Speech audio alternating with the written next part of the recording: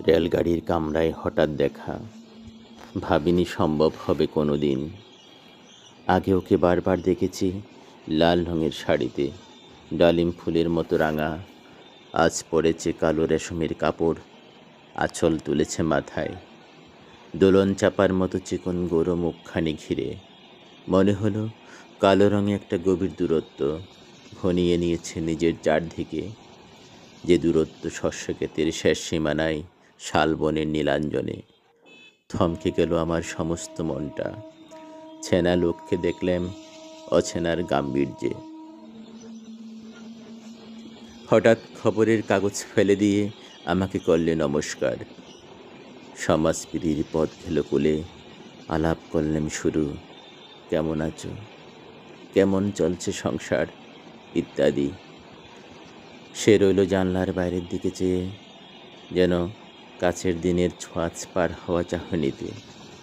দিলে অত্যন্ত ছোট দুটো একটা জবাব, কোনোটা বা দিলেই না।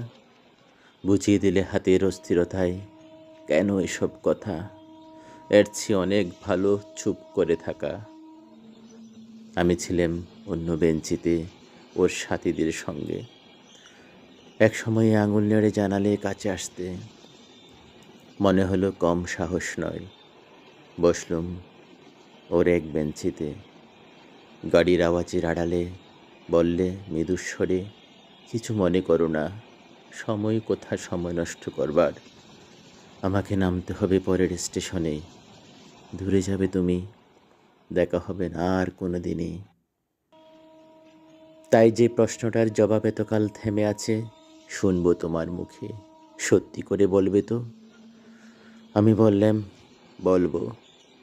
বাইরের আকাশের দিকে তাকিয়ে শুধুলো, আমাদের গেছে যেদিন একেবারেই কি গেছে, কিছু কি নেই বাকি। এটুকু রইলাম চুপ করে। তারপর বললাম, রাতের সব তারায় আছে দিনের আলোর গভীরে। খটকা লাগলো, কি জানি বানিয়ে বললাম নাকি। ও বললে, থাক এখন যাও ওদিকে। সবাই নেমে গেল পরের স্টেশনে। আমি চললাম একা।